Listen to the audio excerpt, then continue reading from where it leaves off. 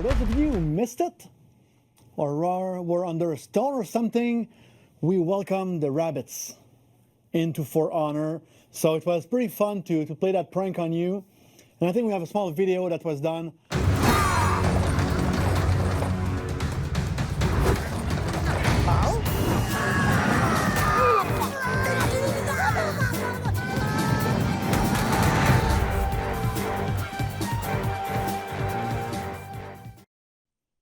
I love it.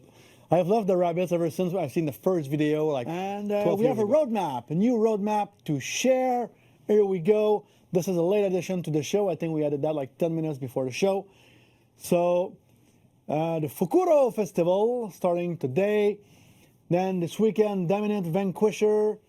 Then we have Paragons and Sovereign next week.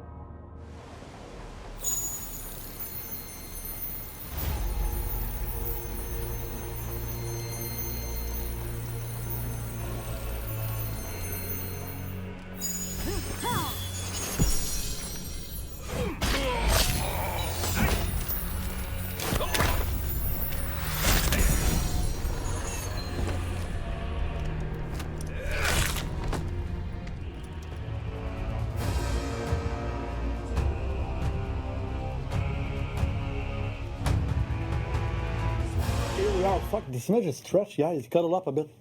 Like we seem super far away in the couch. You see, we try to be symmetrical, so Steph and I are wearing the same shirt. Will heroes be getting another round of buffs so that all heroes are similarly viable? Do you really expect me to answer that question? You don't want that to happen. Pick your answer. I guess it should be fun. Yeah, so generally, what do we want? We want the characters to all be competitively viable across our game modes, Duel, Brawl, Dominion, the rest, right? We can see like Orochi does have a hard time even after the rework being the external attacker, initiating combat as much as we'd liked. Sustaining seems to be okay once you get in, you know, the second light and so on, even the third light's okay. But to be able to get that first step is still very difficult for an Orochi, for example. Same thing on someone like a Kensei, who is one of the first major reworks. Sidelight are still 600 MS, so they're basically useless on this character. And while Kensei is good, kind of okay, Kensei's not destroying the universe or anything like that, so there's no reason why these pieces can't be tuned up to fit a little bit better. At the same time, it's a matter of balancing, are these the most high-value changes to work on right now versus some other characters, such as Lawbringer Raider, for example, that need to happen, or system-level changes, stat change 100 MS for everybody, escape, nerfs that we might talk about later on, and so on. And it's a matter of prioritizing. We cannot do everything at the same time. So, second question for Stefan from the Filthy Spaniard. That's a name I'm always having fun with. So, we've seen some much welcome improvements to the Dominion UI recently, but are there any plans to improve the fight UI? Yes. So, I mean, obviously, we don't like a few of the problems that are inherent right now in, let's say, external UI attacker indicators or lack thereof. Right now, we're in a period where we're trying to transition our UI systems from one thing to another thing within the fight HUD. Until that happens, we're going to be just waiting for that to happen. And then once that is unlocked, we should be able to move on some of these topics. Okay. Mr. Diaz, still with us? Sir. Next question is for you. From Andre Black. Will you update all heroes' customization options, like removing patterns on shoulders and bringing colors to little pieces of gear like Wulin and Black Priors have?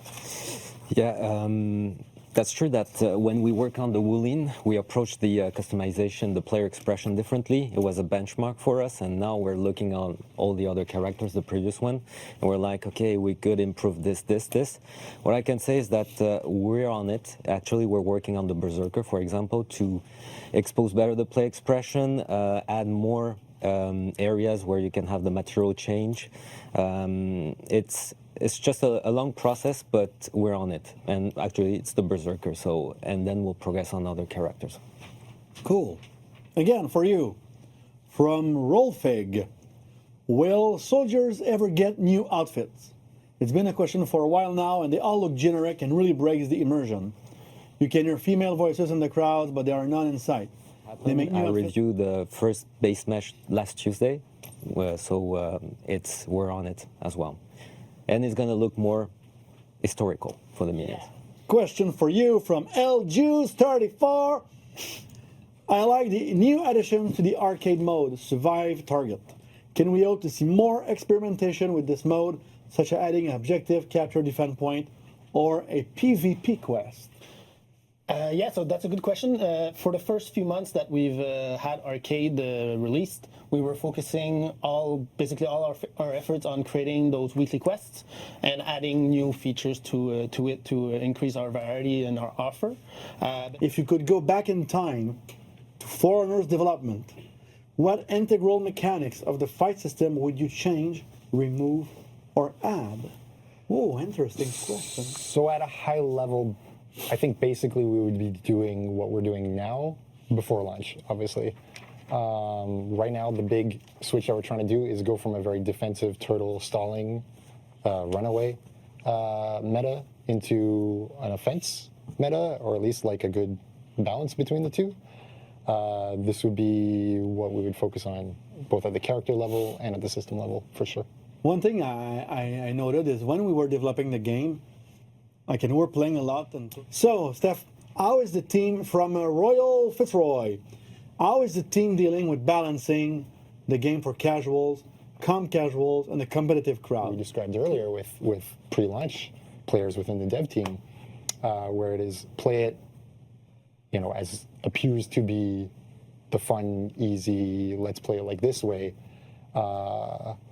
What we're trying to get is everyone to understand the differences there, and also make the kind of unhealthy pieces that they use to be a little more similar to what everyone uses, and kind of vice versa.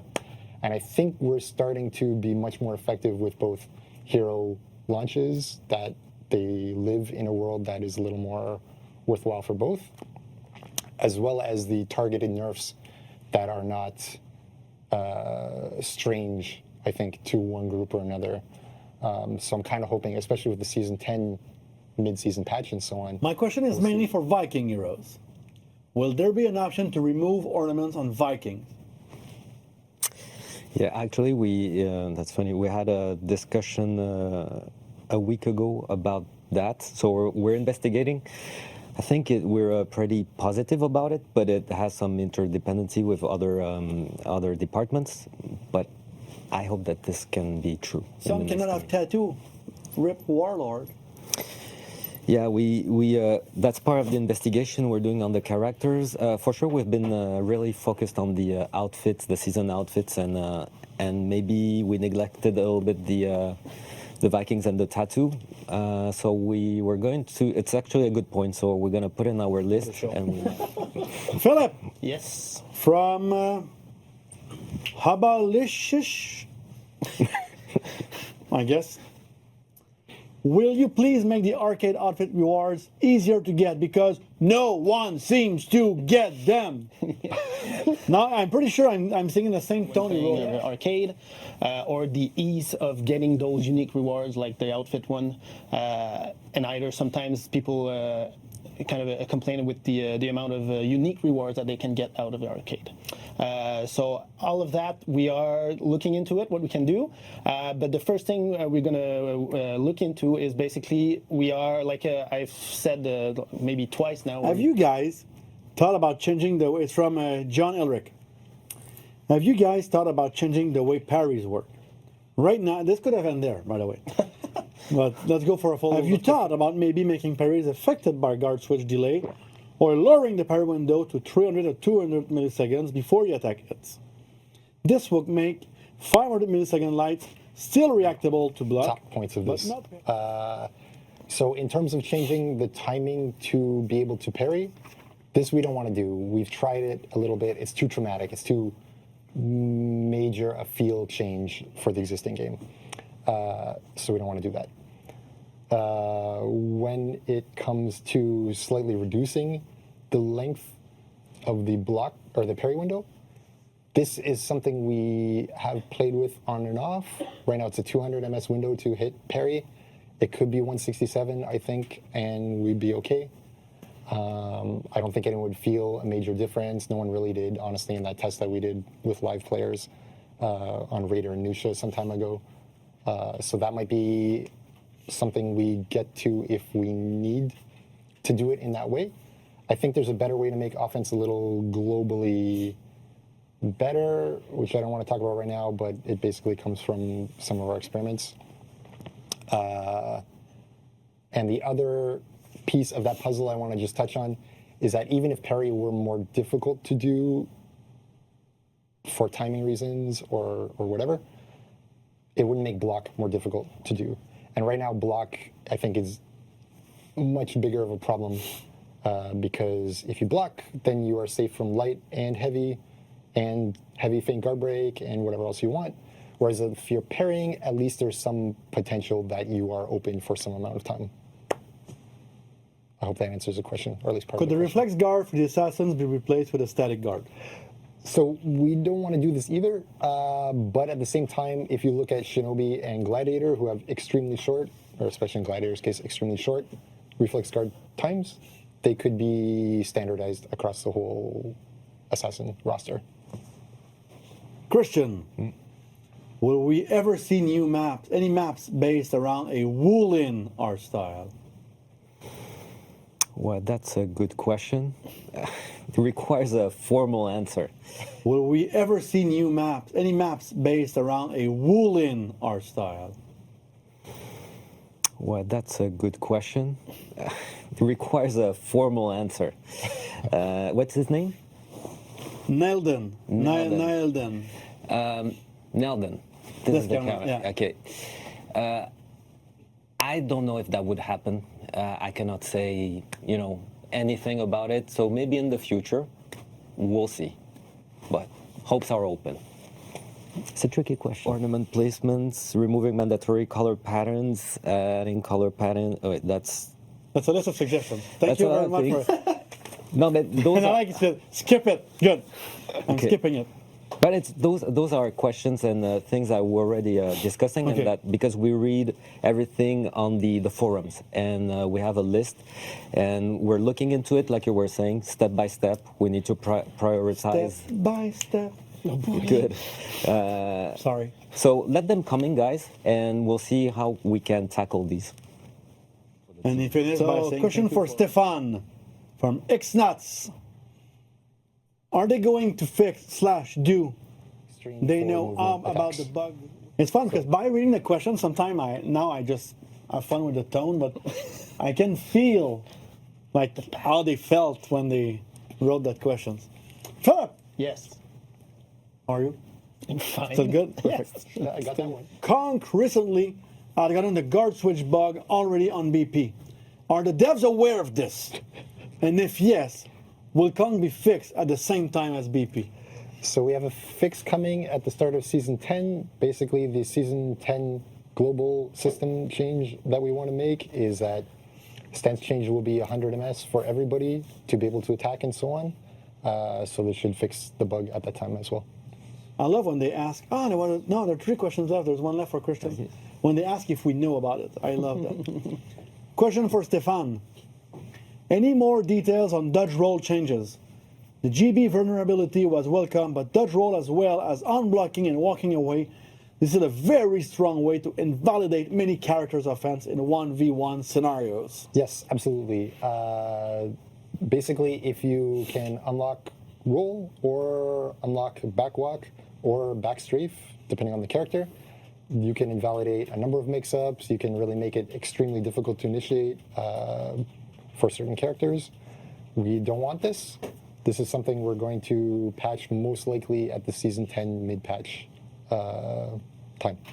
Good. And last question of the day for Mr. Christian Diaz from Elf Jews 34. I saw that name before today. No? Yeah, I think so. I am alone now. My friends left. Me alone for this part of the show. Actually, now I know how Pope felt when he was alone on this couch. Feels extremely lonely.